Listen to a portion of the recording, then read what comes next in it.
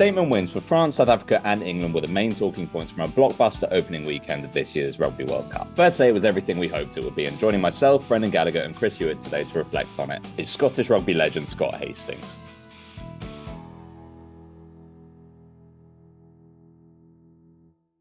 Right, we've got our special guest today for half an hour, so we're getting straight into it. The opening weekend in France was exactly what we expected and hoped it would be in some ways. Results-wise, from an English perspective, perhaps not, but plenty of talking points to fit just into one podcast episode. Got the perfect panel, Chris Hewett, Brendan Gallagher, and today's returning guest, Scotland Centre and ITV commentator Scott Hastings. Scott, last time you joined us, you were over the moon following a Duhan van der Merwe instigated demolition of England. How are you feeling this time? Yeah, disappointed.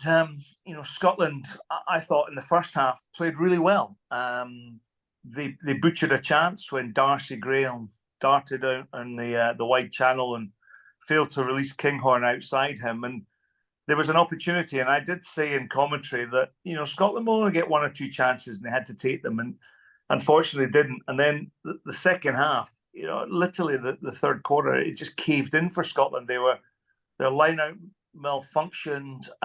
Their scrum came under huge pressure as the replacement forwards were made in South Africa's ranks. They built confidence, but their press defence just squeezed the life out of Scotland, and there was no attacking purchase that Scotland were able to gain any leverage in the game, and kind of fell out the game in that third quarter. And South Africa just showed they've got a power game at the moment, but their backs are classy, a bit of skill from Lebok, that put Delande and Arenzi in for the try.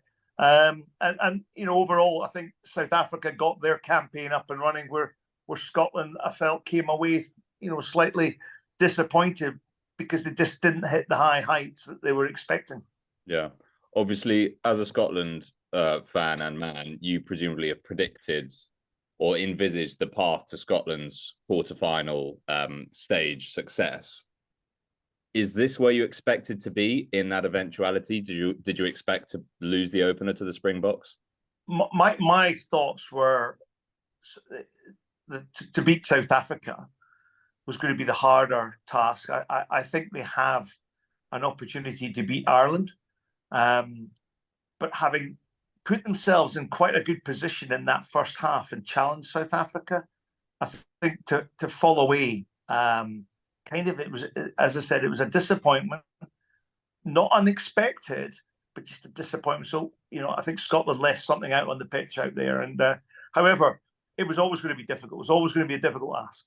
So now that game is out the way, you just focus on the next one. That's Scotland-Tonga in 2 weeks' time. And they'll build from that, because they can go in and pick the number one team again. And then they'll go against Romania. And they now know that they need to target Ireland. And of course, the great thing is that South Africa will play Ireland in 2 weeks' time. So we'll know the outcome.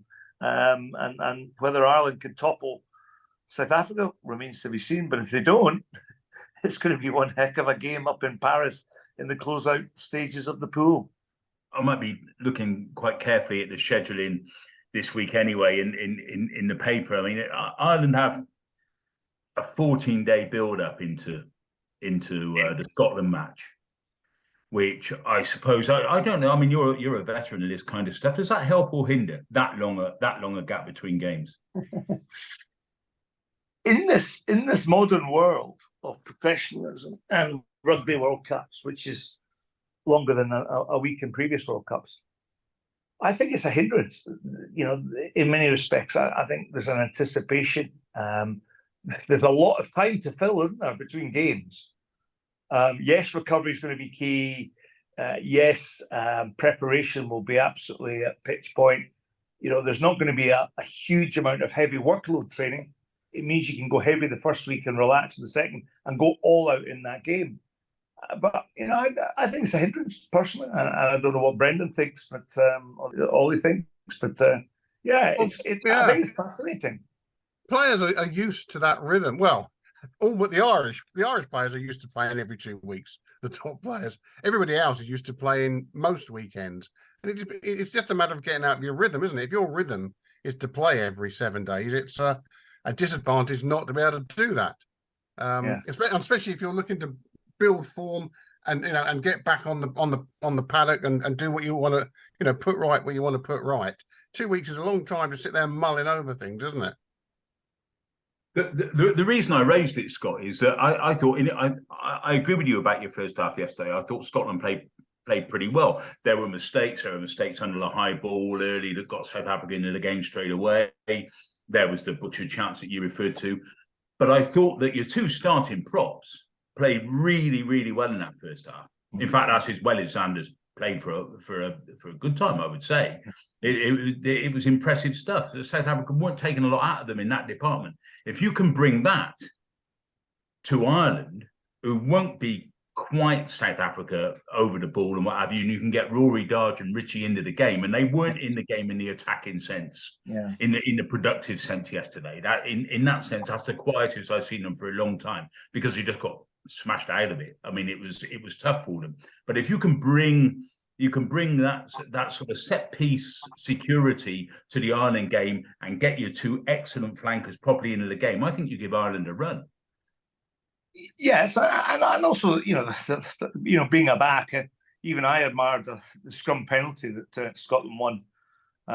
It was as solid a scrum as you're ever going to get. But at the end of the day, it's an 80-minute game, and we've seen the power and the strength, and perhaps the lack of options of Scotland's bench cost them dear. As I said, Scotland couldn't get a purchase in the game, and that negated the likes, as you said, of Darge and the back row especially.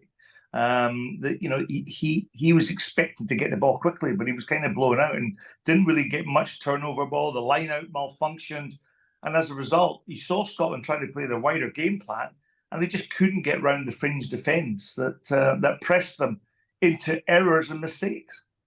Ireland's line out, Scotland's line out was obviously an issue, but I don't think Ireland hurt you off the bench up front in the way that the Springboks did. Correct. But they're fantastically drilled. They're so in tune with each other.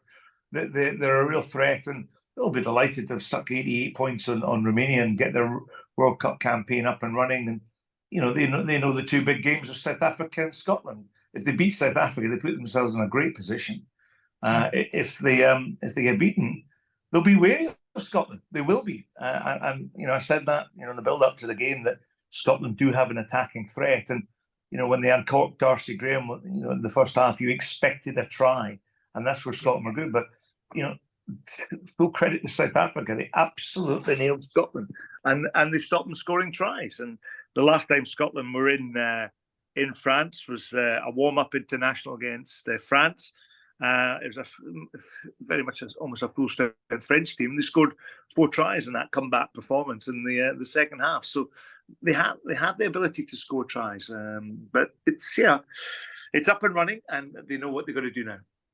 You're absolutely right there, Scott. To praise South Africa, they would have thought that was an awkward match. Well, it was. It was a big banana skin, and actually, as well as Scotland played in the first half, they came through it pretty comfortably, didn't they? And if that's the start of their campaign, they've got so much more, firepower to bring to bear there. So I thought that was a pretty ominous start for those looking to topple South Africa.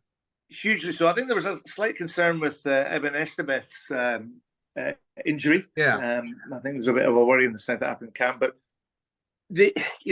my fear was Scotland could have been blown off the park like New Zealand were at Twickenham a couple of weeks ago, and it was almost, I used a word, it was almost disturbing watching that. And that's what South Africa, on full juice, can do to you and do to any team in World Rugby. So they will look to improve. So will Scotland. Gregor Townsend said in the post-match conference, the lack of accuracy cost his team dear. And as I said, purchase within the game, and Finn Russell was unable to really influence the game, and as a result, Tuipulotu, Hugh Jones, the back three, Duhan van der Merwe hardly touched the ball because they were playing behind the gain line instead of in front of the gain line. A little shout out for Finn though, although he didn't get much chance in attack. He's a tough old boy, isn't he? He was putting his body on the line, and some of his tackling was superb.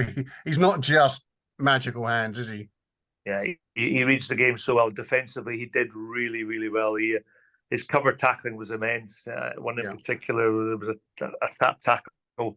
I think it was on Grant Williams when he came off the bench, and another one, Cheslin Colby, who could, sidestep in a telephone box, and he coped with them, and he really showed his maturity, I think, within that performance. And at the end of the day, you can only play with the ball that you get, and Scotland never played ball and never played and gave him front foot football, rugby football, in front of him. So as a result, he couldn't get his line moving, he couldn't unleash passes, and it was just the sheer physicality that South Africa brought, and their try from Steph du Toit, was an absolute belter, coming round, running angles, running lines, and Tuipulotu was kind of swatted out the way as the Kitshoff added weight to the flanker going over. So it's they are an impressive side, South Africa, and we've got to understand that there's a mantra within, there's an aura within them. You used to look at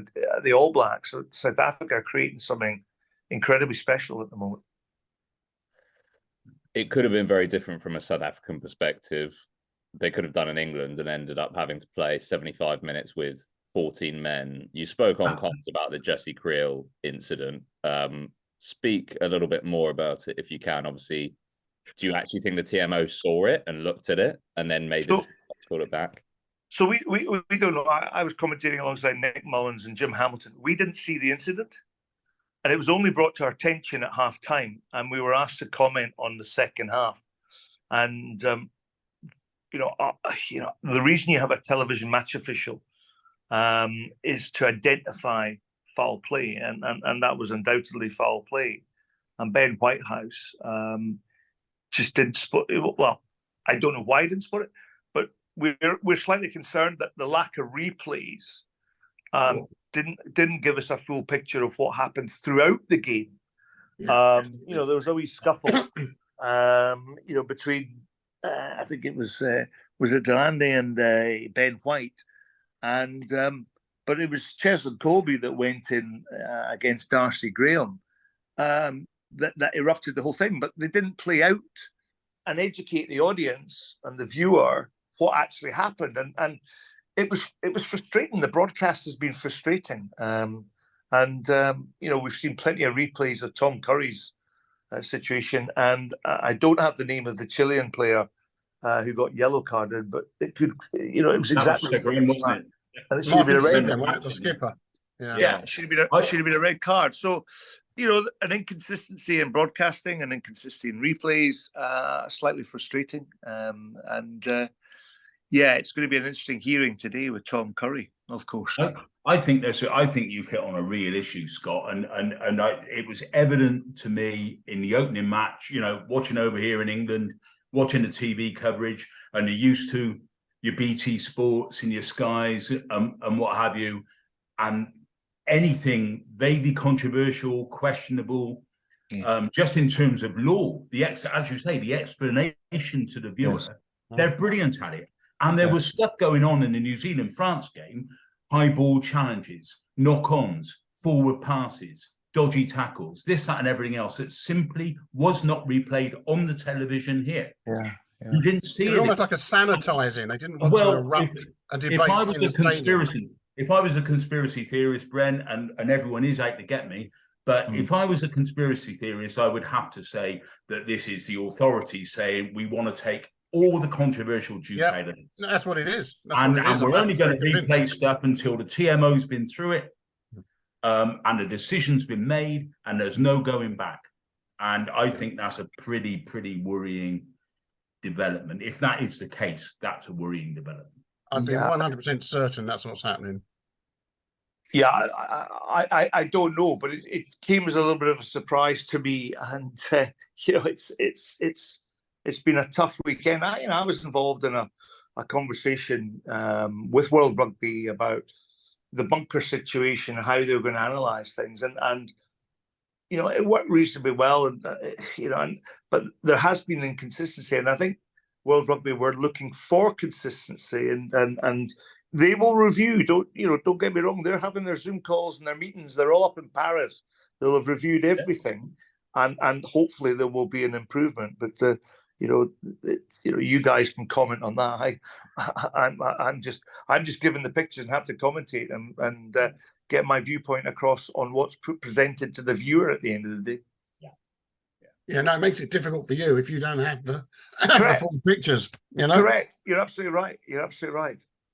I mean, where does it leave poor old Ben Kay, who's made a complete career out of explaining every last tiny sniff of what's happening in the line out, the scrum, here, there, and everywhere, and he's got nothing to explain because we're not looking at this stuff again. I was actually having a wee laugh yesterday because he was commentating on the Fiji Wales game, which is an absolute cracker. And I was just checking his pronunciations of all the Fijians. He was a wee bit quieter than usual. It will amaze you to learn, Scott, that your old mate Gareth Chilcott once commentated as second voice on an England-Georgia match and got through the entire game without mentioning a single Georgian player. All about him. Good. There's one moment in that game that needs talking about in a more positive light, and this certainly was replayed enough.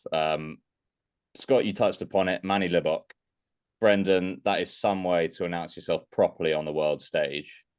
Oh, it was sensational. I mean, I'm not even sure how you physically do that. A no-look kick, sort of default. I mean, a no-look passes I get. A no-look kick is phenomenal. All I would say is I've watched quite a bit of URC this year, and he does this sort of stuff. He is a really X-factor player, and it does show a bit of a shift in box mindset that they give him so much responsibility, because he'll do something else brilliant in the next match and the next match after that. So I mean, it was brilliant to watch, and just so unexpected from a South African team, if I might say so.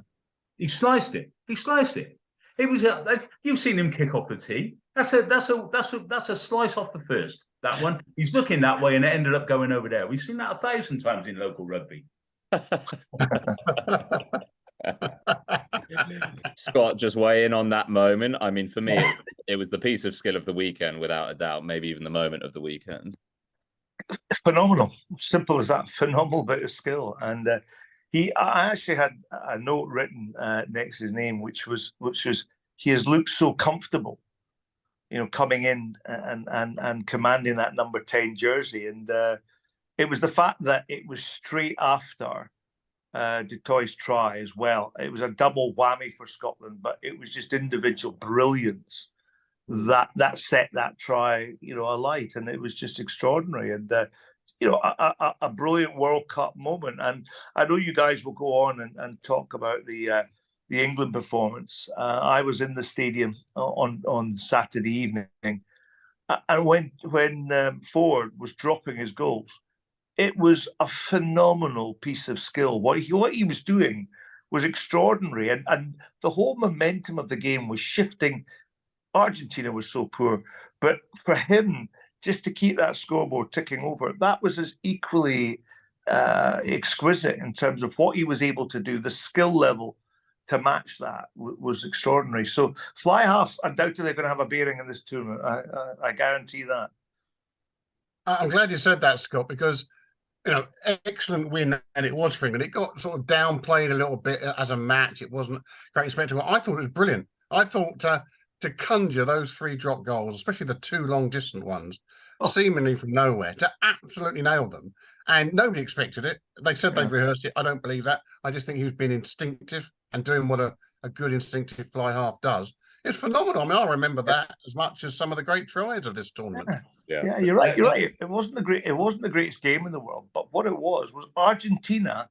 You play what's in front of you. Argentina were a disaster. They lost ball in contact. They coughed up penalties. They gave possession to England.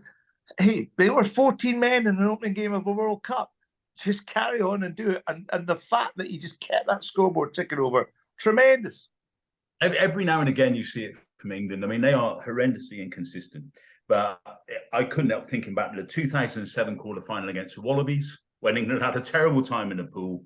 And what they basically did was absolutely sack the breakdown, made life really, really uncomfortable for the Wallabies, and basically said, we're not going to play, but you know what? You're going to do even less than us, because we're not going to let you. And they did something similar in Dublin against Ireland when no one gave them a prayer just a few months ago. Until the Freddie Stewart incident, they made life a real pain in the rear end for Ireland around the breakdown. And they did that to Argentina. But of course, if you're doing that, you've got to get some points from somewhere. So to me, George Ford, and there are still some people out there who don't think he's the best game manager in English rugby. I don't know what those people are on. I mean, to me, he's head and shoulders tactically above anyone else. And he had an understanding of the game on the against Argentina, an understanding of what needed to be done. And as soon as England were absolutely putting the shutters up around the breakdown, he said, we'll go for points now. We'll build a score. It's the old rugby thing, isn't it? Build a score. Yeah. And here's another thing. I wonder how many times in his England career he has ever played with either Ben Youngs inside him or Owen Farrell in the team, either at 12 or on the bench. He was the main man on Saturday night. He was the bloke who had to pull it out of the fire, and he really loved the responsibility. And I got a feeling that he is that kind of player. He might be even better on his own without his, he's been playing with those two for 15 years, but actually on his own, he is outstanding. I'll tell you what, my old mate Stuart Barnes, who Scott will know very well, who's a big Marcus Smith nut. I mean, Barnsley's banging on about Marcus Smith all the time. But if Stuart Barnes had been the number 10 in Marseille for England on Saturday, he'd have played exactly the same way that Ford played. They're very similar in that respect, actually. He'd have played exactly the same way. He'd have said, we're not really in a place at the moment where we're going to run away with this. We're not going to score 6 tries. What we're going to do is we're going to build a score. Correct. And just say to the Pumas, we're giving you nowhere to go. What are you going to do about it? And they didn't have an answer. They didn't even begin to have an answer. Yeah, I thought inside him, Alex Mitchell was superb. He had a great game as well. Yeah. He brings a real fluency. I remember commentating Northampton Saints against La Rochelle in the Heineken Champions Cup, and I said that he should be in the Six Nations, and it was a travesty he wasn't. But look at the way he's taken his opportunity, and just a little subplot on that. England did build that lead in the scoreboard. They put Argentina under pressure. They went for a 5-meter driving line out. Argentina's defense was fantastic. They didn't get a try, but if they had, suddenly that would have been a 7-pointer, the margin of victory. But you're absolutely right, guys. Building the score on the scoreboard was just phenomenal in that game on Saturday. Yeah. And Alex Mitchell was the 4th best scrum half in England until about 5 minutes ago. Which is a rubbish position to be, because I'm the 5th best. Steady. Where do England go from here? Obviously, this has opened a massive door, which everyone is talking about now, which is the return of Owen Farrell. I actually am going to go round the panel and say what England should do, because there's a debate. Does Farrell come back in as a guaranteed starter at 10? Do you fit him in at 12? And then maybe, as a result, some handcuffs are proverbially around George Ford's hand. Brendan, what would you do?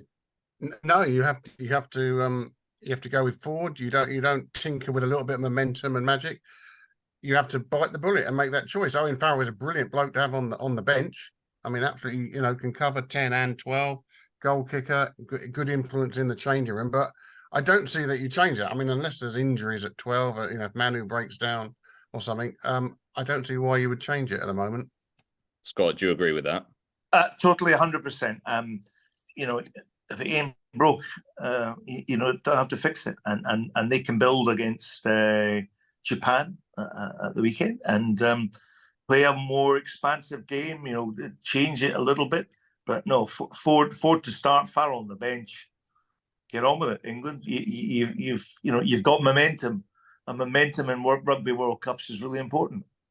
It'll be interesting to see. I mean, Farrell's not available for the Japan game, as I understand it. It's chilly. Yeah, it's chilly after that. So, I mean, people will be rested all over the place. So that will be a very unfamiliar side. Be interesting to see what they do against Samoa, because Samoa, depending on their results, could be a bit of a could be a bit of a threat. I mean, quite a significant threat, and they're always going to be a threat physically.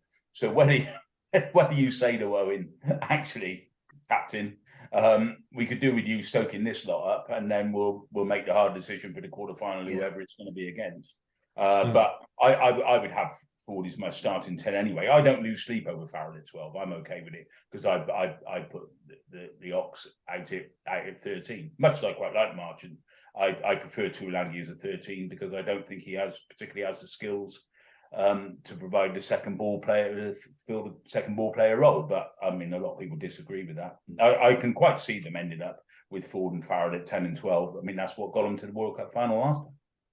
But Chris, do you agree that Tuilagi at 12 had his best game in an England shirt for quite a while? Oh, he made a sensational tackle, and it was a great tackle. And he made 16 meters on the carry. That's okay. I mean, look, I've seen him play a whole lot worse. Yeah. You know my views on the inside centre position. I prefer somebody who's got more in the locker skill set wise than Tuilagi has. That's my preference. And I quite like the idea of a big, threatening, aggressive centre, Scott, at 13, who's running into soft underbellies, running into parts of defence. I know the game has changed, but I still quite like my big ball carrying, hard hitting centre at 13 because I just find it less predictable.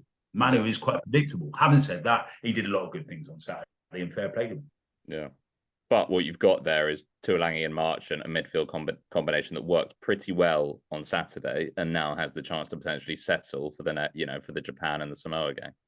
Well, I don't think they set the Thames on fire in an attacking sense, but England as a side didn't do that. I like Marchant. I think Marchant's had a really good season. I think he deserves his place, but at some point a decision is going to have to be made, and I don't see this England hierarchy leaving out their captain. Not for the big games. Let's open the red card door. Obviously, England had the only red card of the weekend, of course. Scott, was it a red? Under the laws of the game, yes. No mitigation, no change of direction or anything like that. It's so tricky. We're so forensic in everything that we do at the moment. The one thing I would say is there was no intent at foul play. And are they looking at foul play? And there was no intent in foul play. And the fact is, we've had similar incidents throughout the opening weekend. So I'm sure the defensive team of the England Rugby Union will go in and present those particular facts. And I think I don't know how they can ban him. My difficulty is that we wouldn't be talking about this if the shoulder had been lowered by Tom Curry. If he'd gone in low, we wouldn't be talking about this. He went in high, and you suffer the consequences if you go high. I don't buy into the whole, everyone's saying it's unlucky. First of all, it's the fourth red card from an England player in 6 games. There's only so unlucky you can get without there being a fundamental issue. But Chris, you're laughing. Well, it's a hangover of empire. If there's going to be a red card, England will get it. That's exactly where I was going. The rest of the world's getting it. No, look, I thought 3 very similar incidents, which did have their differences, and Curry's was the most serious of the 3. I thought he came in faster than the others. I thought he caused more damage to the others, not least himself. Under the laws as they stand and under the way the game's a referee, Scott's absolutely right. That was a red card. Are we saying that any head contact of any description, of any power and velocity, is automatically a red card? That's a pretty long road to be on. I think some judgments have to be made.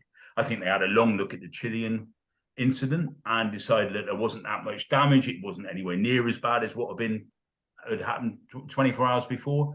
And they said yellow card sufficient. The Creel thing, I don't understand. The fact that it's not reflected at all by the match officials, that was very strange.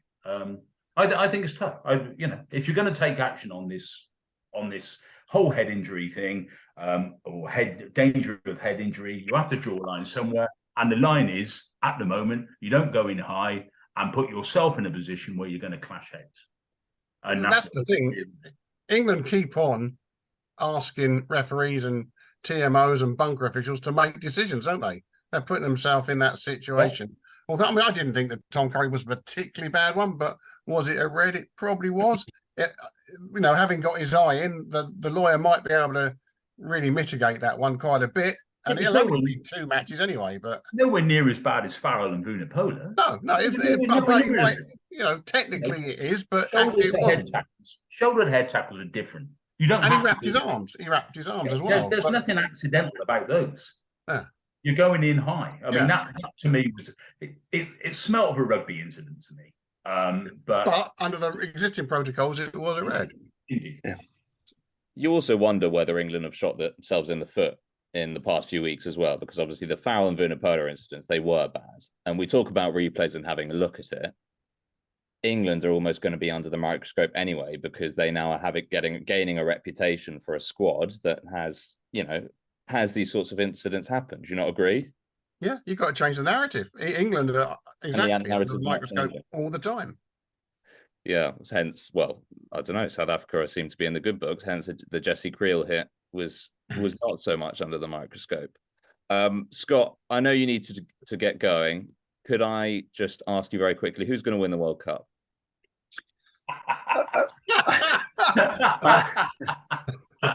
I think there's still a few shocks to come. I was expecting one yesterday. I'm sure our Welsh listeners would disagree. But Fiji had their chance, and they showed, what phenomenal rugby players they are. I always thought that France might just do it on their home turf, and it's all about how they could cope with that pressure. And they got themselves off to a good start on Friday night. But South Africa, there's so much more to come, isn't there? So it's going to be a great competition, and it's got us all talking, and that's why we're chatting today and reflecting on a great opening week. Not the most brilliant, scintillating rugby across the board, but talking points and intensity and stadiums packed to the gunnel. Atmosphere was absolutely phenomenal, and God, these are special moments, and I'm just so lucky to be involved, and I hope you enjoy the next few weeks, because there's going to be some great action. Yeah, 100%. I think Scott. You're on your way to church now, are you, Scott? No, it's happy hour, I'm afraid. So I'm going to see you guys. Happy hour on a Monday, can't complain, eh? No, not too bad for some. See you later, Scott. Thank you so much. Cheers, now. Cheers, gents. Scott. Guys, we'll keep going for a little bit, because I think there's still a little bit more to talk about. You just mentioned the France game. Do we think France or South Africa, Chris, made a bigger statement at the weekend? In a way, I think France did, insofar as they have a bit of a track record, well, a lot of a track record actually, of not delivering in Paris, not delivering in front of their home fans. We all think back to the 2007 tournament when they completely, they butchered a couple of games in front of more than a couple of games in front of their home fans. They had a rough old time. So they've always carried this sort of spectre of coming up short and underplaying or not playing up to their status. I think they did play pretty well on Friday, actually. One of the big encouragements for them will be to lose a player as important as Marchand at hooker as early as they did, and then bring on that Mavaka, who had an absolute belter of a game. I mean, only surpassed by the Chilean hooker probably, but not playing in quite the same environment. I think that's a big thing for them. I think they have a decision to make in the second row, because I'm not sure that Woki and Flamand are terribly comfortable together. They're two relative lightweights. When I say lightweights, I mean they're not the smallest, but they're two players of a particular type. Neither of them are a tractor lock like Paul Valemsa, who they've lost. So I think Taufa Fanua, when he came on, made a big difference. I thought they were strong off the bench, France, and that's going to be a big thing, because if they can be strong off the bench, they do end up playing the Springboks. They're going to have to match them off the bench, and they are one of the few sides who are absolutely geared up to do that. I think one thing that I just want to bring up, obviously, Friday night was phenomenal. The opening ceremony, the atmosphere at the Stade de France. The anthems have divided opinions. Now, I'm not 100% clear on the context. School choirs in France have been commissioned to come up with their own versions of the anthems, which they were initially going to sing live, and then that was retconned last minute, and they said, instead, go and enjoy the games from your homes, and we'll play it through the PA system. Obviously, none of us have been in any of the matches in France, but you can see on the TV, the Marseillaise should have hit. It should have, our living room should have been shaking, and they weren't. Obviously, the choir, it's a difficult one because it's obviously a nice initiative, but Brendan, you've got to juggle that. It's not working, Ollie, and like, I'm sure the kids are fabulous, and in fact, their renditions are very nice. But that's not what a seething stadium of 80,000 want. Anthems are a release. They're released for the crowd, 80,000, everybody at home, the players.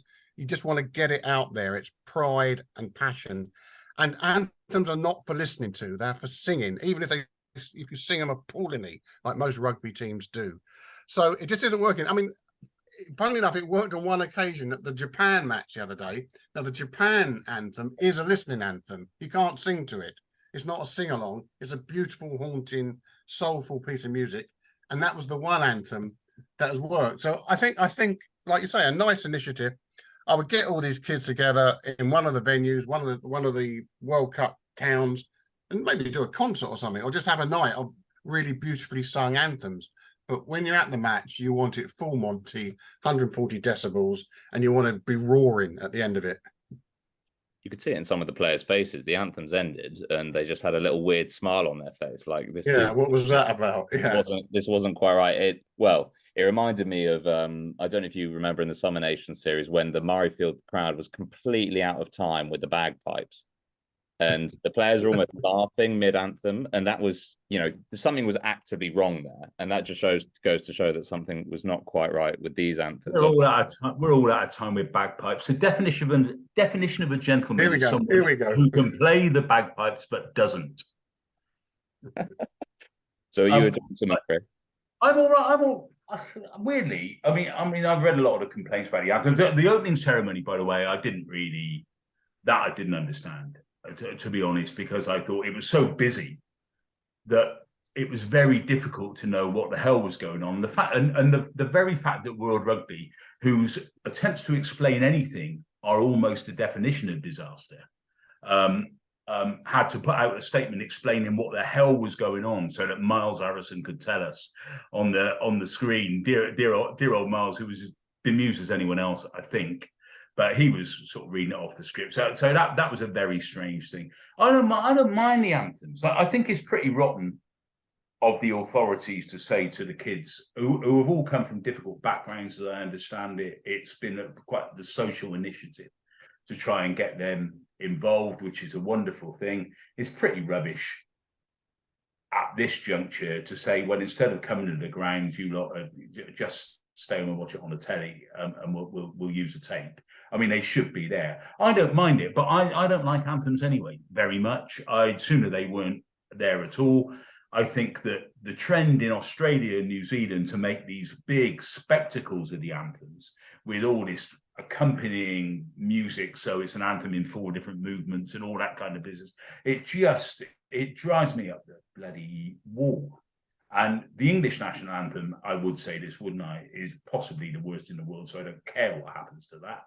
I don't mind them. I mean, quite Scotland do Flower of Scotland, the second verse of it, a cappella these days, do they not? They have the bagpiper on the stand, who I mean, either he falls off the stand every time and can't play the second verse, or they just say, don't bother to play the second verse and we'll just sing this a cappella, which is fine. That's worked okay up there. I don't mind. I mean, the anthems are not top of my list of important things, but I have nothing against either the initiative or the effect. I do have a slight problem with the fact that the kids have been let down in terms of match attendance fairly late in the day. I find that slightly objectionable.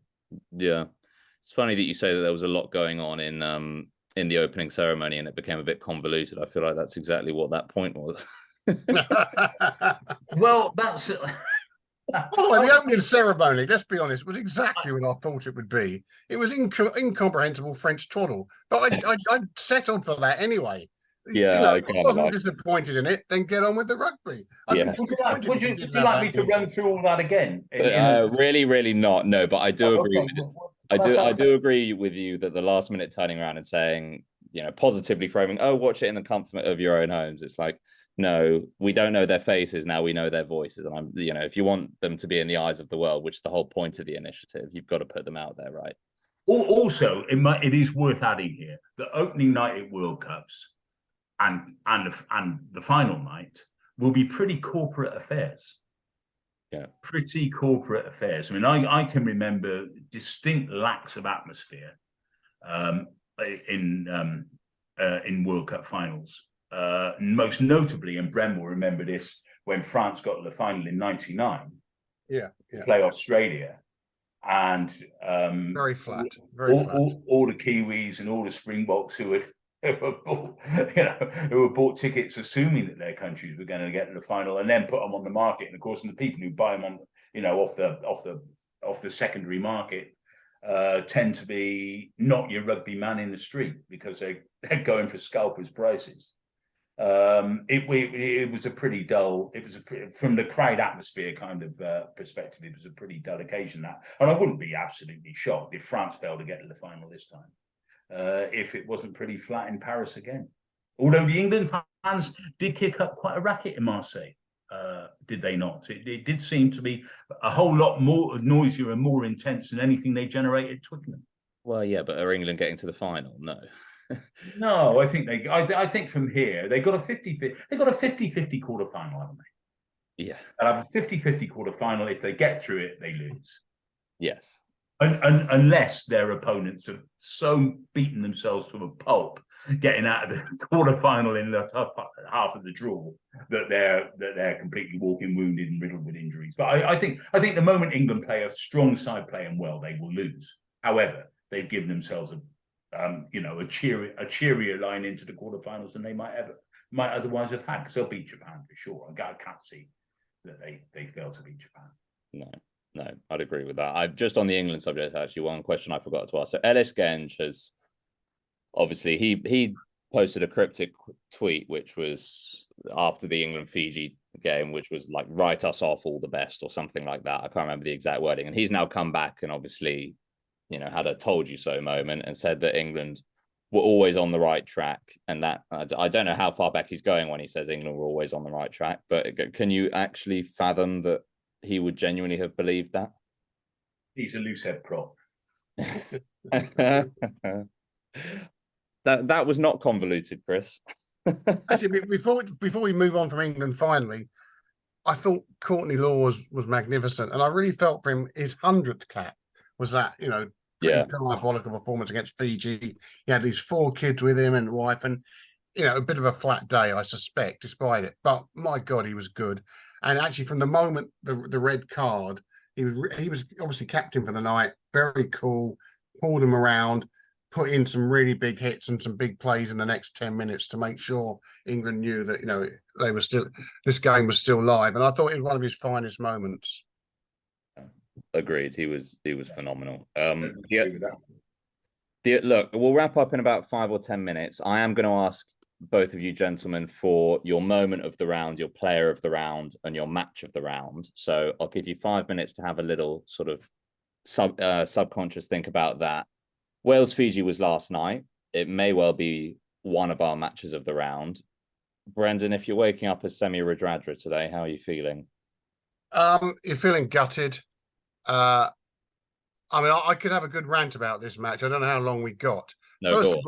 First of all, I didn't think Fiji were at their very best, actually, despite a magnificent match.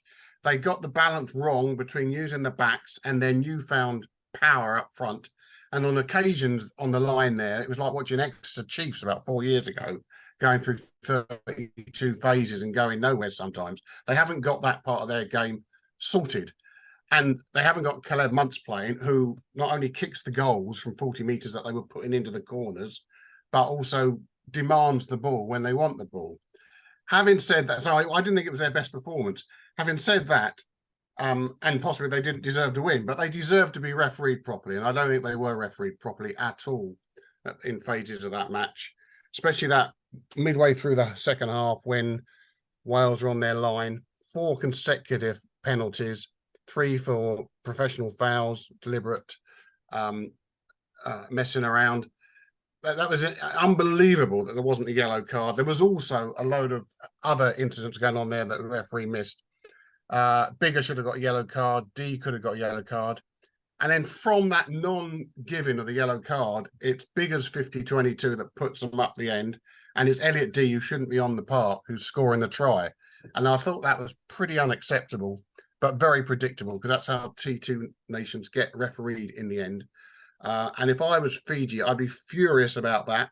I would take it on the chin about losing, because, like I say, I'm not sure they deserved to win, but I'd be absolutely fed up with that. And it mustn't happen again. Of course it'll happen again. This is a perception. Rugby's about perceptions as much as anything else. I mean, there's some traffic online today defending Matt Carley and what happened in that last 20 minutes. I thought Carley actually refereed pretty well until he didn't. Yeah. Because I've grown to like Carley's slightly headmasterly approach to these things. He doesn't call anyone mate, which is one of the great blessed reliefs of our rugby age, that a referee doesn't think that he's actually the twin brother of the bloke he happens to be speaking to, which drives me absolutely nuts. I thought he was okay, and I agree with everything that Bren said, by the way, about the Fijian performance, which was odd at times. But there is this traffic online which is going decision by decision by decision and saying Carley got this right, or Carley was justified in doing this, blah, blah, blah. Well, you can do that. You can go into the law book and you can read the small print and you can come up with, that's not wrong, that's only half wrong, or that's understandable, etc. The cumulative perception of the last 20 minutes was that it was a totally one-eyed refereeing performance. It was a shocker, actually. And I think Carney just misread the body language of the game. In that 20 minutes, I think he lost his bearings a little bit. He doesn't strike me as one of life's panickers, but I don't think he was thinking as clearly as he might have done. And Fiji really, really did get the smelly end of the stick. And for Randrandra to drop the ball at the end is a bit of a guts ache for him. But I don't think they had a kicker on the field who was going to kick the goal from the touchline to win it anyway. No. Which goes back to I'd back Caleb Muntz to kick it, but he ain't there. I just think that we've seen this at World Cups forever and a day. The last World Cup, Fiji played their opening game against Australia. Old Reece Hodge got away with murdering that opening game by almost decapitating some bloke with a head-high tackle. Should have been red carded, wasn't. And it's just a pile on. The Samoans have put up with it down the years, not so much the Tongans maybe, but Samoa and Fiji have been on the wrong end of so many bad refereeing periods, not complete performances maybe, but those 50-50 calls. If the boot had been on the other foot, and Wales had been 34-15 behind with 10 left, and Fiji were giving away penalties like it was going out of fashion, do you really think that they wouldn't have had 3 in the bin? Yeah, no, absolutely. Yeah. So that was disappointing, because we're going to come to it in a minute. In many ways, it was a cracking match, because Fiji weren't quite getting it right, but moments of brilliance. Wales were very, very good in parts, but moments a bit shabby. Dan Biggar was going off the scale. I don't know what he was on. It was a bit embarrassing at times, but also that's Dan Biggar. That's what he does. He's a hero for me, friend. The bloke's a hero. I have never seen anyone try harder than him. I mean, God alive. I know. I'll love him tomorrow. I thought he went a bit over the top yesterday. I mean, the grief he gives his playmates. I mean, God knows, they're his mates, And also, he was a little bit lucky. I thought he's not the captain, but he's talking to Carly more than Jack Morgan, and but you can't shut him up. He had a bit of a high shot early on in the first half. I thought he was a bit lucky not to get looked at. He was ever so slightly out of control, but you kind of love him for it. And when he calms down, he's a better player for me. But I'm told it was the anniversary of his mother's death yesterday, and he was particularly hyped up and all of that. But I just thought he went a bit OTT yesterday. Well, he was equally passionate. I remember the night Wales beat England at Twickenham in 2015 to turn the whole thing on its, to upset the apple cart, so to speak. He was in that kind of mood that night, and he had a fantastic game. He kicked goals from halfway, and he was walking wounded, and he stayed on the field, and all the usual damn Biggar cabaret act. And afterwards, I was talking to Alan Wynne-Jones, who had spent all that time with him at Ospreys, and Ospreys had gone through a spell of having a rock star team, and then a team with no stars of any description, apart from Alan Wynne and Biggar. And they were incredibly dedicated to that side, and they kept them afloat. And I said to Alan, can you just give me your thoughts on Dan Biggar as a bloke? And he looked at me and said, sometimes I think it's a pleasure to play with him, but only sometimes. It was remarkable to watch, and I mean, lip readers would have had an absolute ball yesterday. I mean, God, he was giving it out. Yeah. Largely to that sensitive petal Jaws North, who may never recover. And Nick Tompkins, who incidentally I thought was probably Wales's best player, he was getting it as well. Yeah, very good. Well, they're still too close to him. But it was well entertaining. Well, on that subject, match of the weekend, guys. Yes, as a TV viewer, that was the match of the weekend. But England went pretty close in a different sort of way. We weren't expecting that. We weren't expecting the sheer guts and passion of it, because for some reason that has been missing. And the spectacular George Ford drop goals, all that made a really pretty good occasion. But that was theatre last night. Yeah. So you're going Wales, Fiji? Yeah.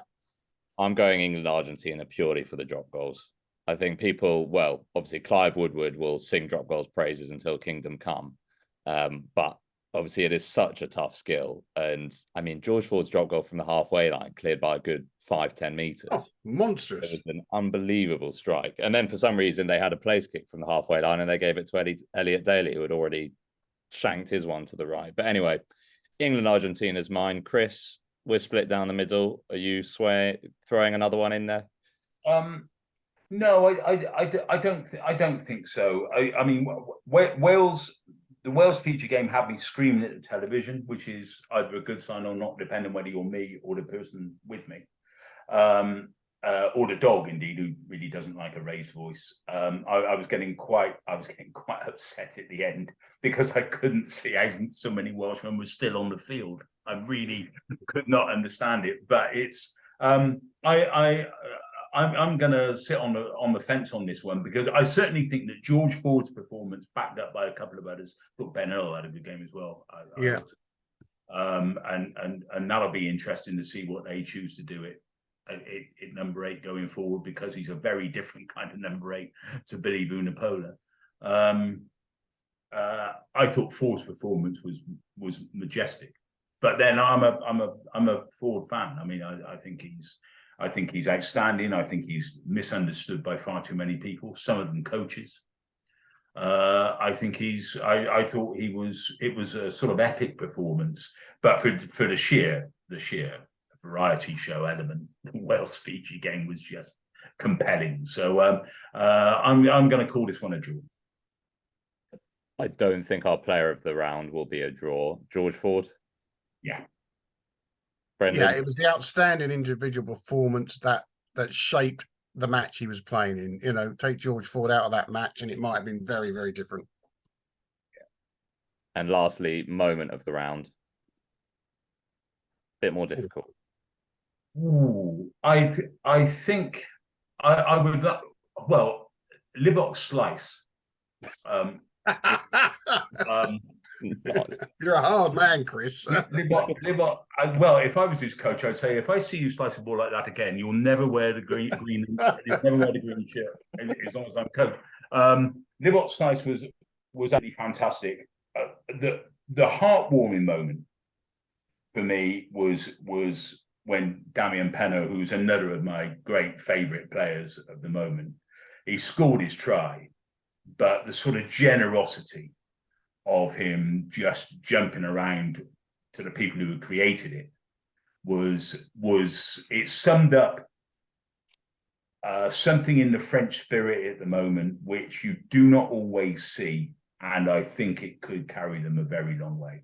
And I think whoever said Penaud might be the leading try scorer of the tournament last week or whenever it was, they may not be far off the mark, because he's a hell of a player. And actually, he could have had two, but the tackle of the weekend was Richie Mo'unga, something in the corner, because you don't stop Penaud from there very often. That was remarkable. But yeah, I mean, the way he just went up and gave Jalabert a big cuddle for creating that try, which was quintessentially French in terms of its angles and its delayed passing and its vision, then that was my moment. Yeah. Actually, I was going to mention Mo'unga myself. Not only did he do the tackle of the round, he did the tackle of the tournament last year. I don't know if you remember, last World Cup in their pool match. Cheslin Colby went off down the right wing, and Mo'unga turned and gave him a 5-yard start and caught him from behind, which I would have thought is physically impossible. So he needs big ups. I'm going to go though for it was just a moment in time. The first Fijian try last night by Nasilevu, the centre with the dreadlocks. It was a great player. I don't know why his reputation isn't higher. And the way he just busts through 2 tackles, takes off like a sprinter, scores, and the absolute joy. He scored right in front of the Fijian fans there. And that was just a wonderful World Cup moment. That's what it's all about. And it was kind of like a moment of hope. I thought at that stage, hang on, we might be in for something really special from Fiji here. It didn't quite kick off, but it was a lovely moment. My moment of the round's a bit of a different one. And it's not because it was the best moment of the round, but I don't think I've ever known this to happen. But full-time France-New Zealand, no one knew what the bloody score was. I don't know if you guys noticed. I was doing some social media work for World Rugby at the time, and we had to put a full-time graphic out. And I was 100% sure that Jaminet's kick had missed. It went over the right post. The judge by that post had not raised his flag. The other one had. And I was like, okay, well, you go with the one who's in charge of their own post. And then I see on the TV that, was it 29-13 was if you're giving it to them, and 27-13 if you're not. And I was like, it's 27-13. Then I saw on the TV, they announced at the ground 29-13. France then put 27-13. The All Blacks, unbelievably, increased their margin of defeat, which I think is a collector's item. They put 29-13. We had no idea what to do. And I don't know if you guys have ever seen that before. I'd never had a level of post-match confusion like that. I mean, thank God it wasn't a 1-point game. Yeah. And I mean, they needed to get it right, because who knows? Points difference sometimes is points difference. For sure. I think it was settled as 27-13, but it just felt very, very unique. So I thought that was worth a mention. Well, it is worth a mention, and the unique aspect of it is, I mean, the notion that World Rugby doesn't know quite what's going on just completely flabbergasts me. Yeah. That will take people by surprise, that one. Well, speaking of surprises, Chris, you're standing by your bold Wales will beat Portugal in the next round prediction. Yeah, if they have the same referee and they keep that many players on the field, they got a chance anyway. I think they have every chance. Yeah, but, hey, people laugh. We haven't seen the Portuguese yet. No, They'll be tidy. They'll give us some nice moments. I can assure you. Well, they'll run around. They'll run around like Chile, won't they, Brent? Yeah. Oh, yeah. They got way better backs than Chile. They just probably Chile had some good forwards. Yeah, Chile had some good forwards, but the Portugal backs you could drop into. Well, maybe not quite a full Six Nations, but if you put the Georgia forwards and the Portugal backs together, you'd have a hell of a good team.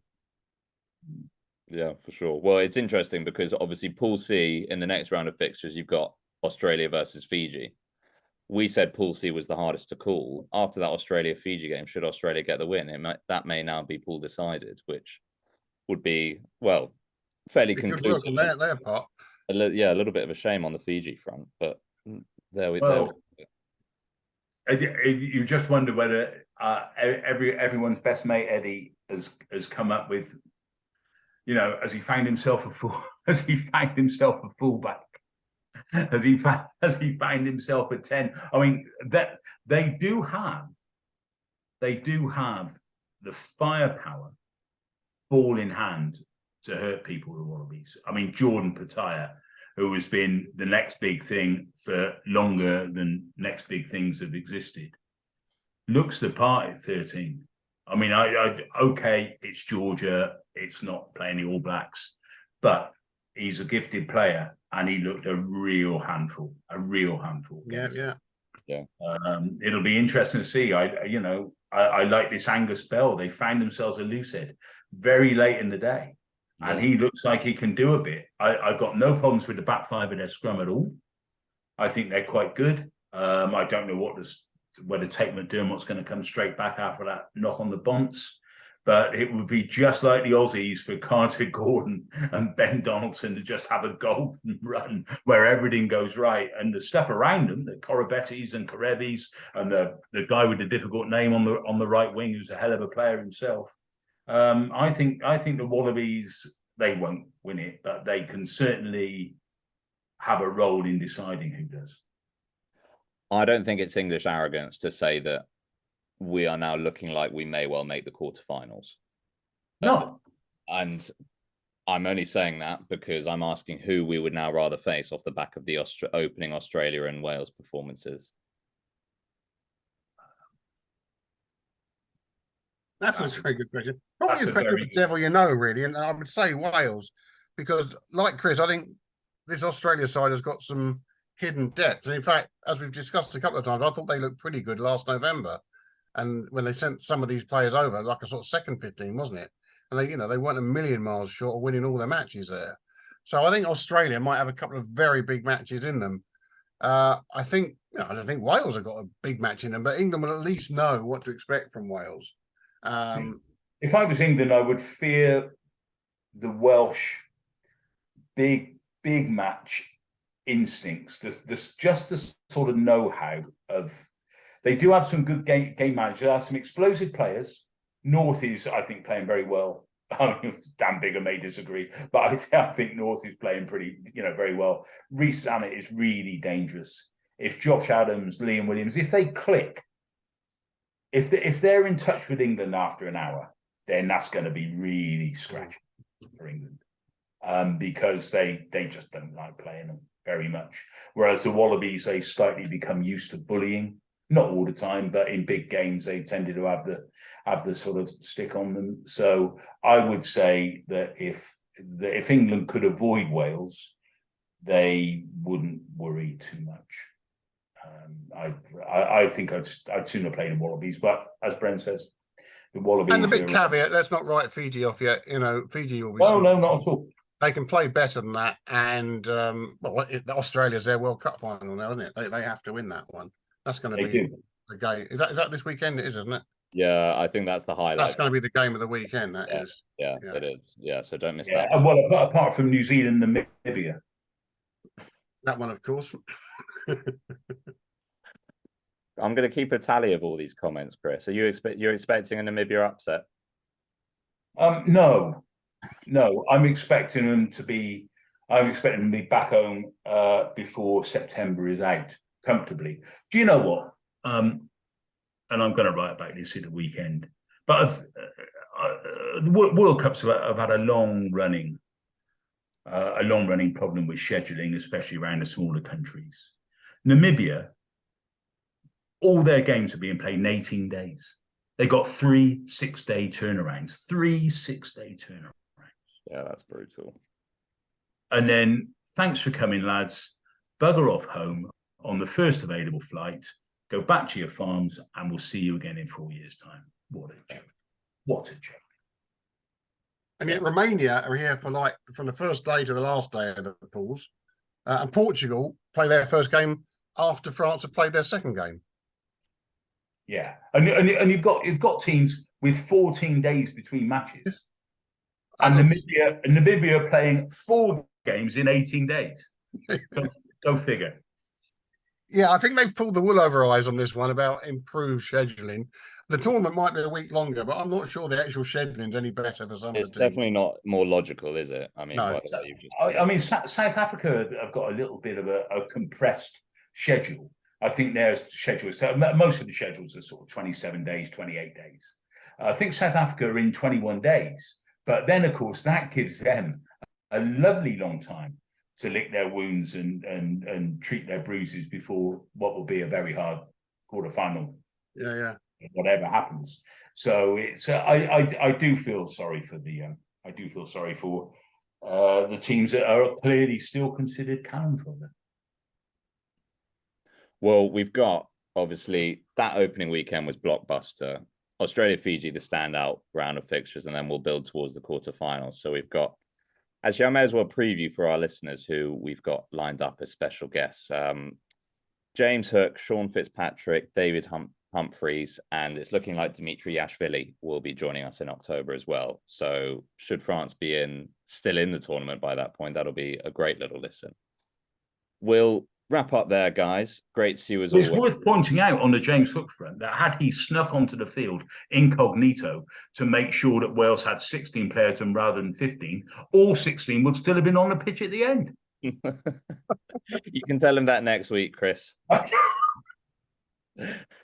I will definitely remember to flag that up. And actually, on the subject of James Hook, you were talking about not knowing the score. Do you remember 2011 World Cup? He kicked a conversion against South Africa. Yes. Yeah, which half the world thought went over, and half the world didn't think went over. And throughout the whole game, we wasn't quite sure what the score was.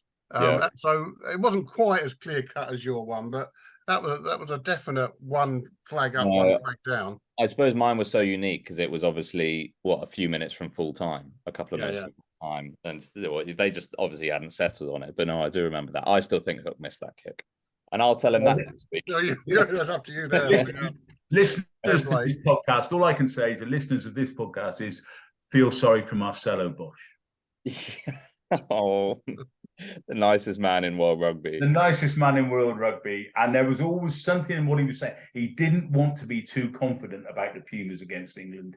And now we know why. No, I know. God, Argentina were poor. A prediction, they will bring Sanchez back at 10. They will.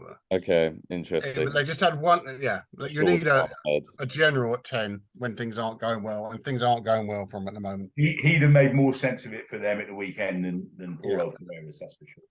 Well, you could tell Carreras was losing his head when he went for a drop goal from the halfway like Ford did. Yeah, exactly. This is what we got to do: drop goals. Yeah, exactly. This is how we play rugby now. Who have Argentina got next? Actually. They've got a fortnight off, don't they? Hang on. The Argentines next game is against Samoa. Samoa on Friday. Which was my tip for an upset, but now I think Argentina will get their act together a bit. Oh. But I thought Samoa were gonna get them on the rebound, thought maybe the Pumas would win, be self-confident, and Samoa would land one on them, but I don't think it's gonna happen now. Depending on how Samoa go, I mean, they do have the potential to be a pain in the neck, actually, for everyone in that group.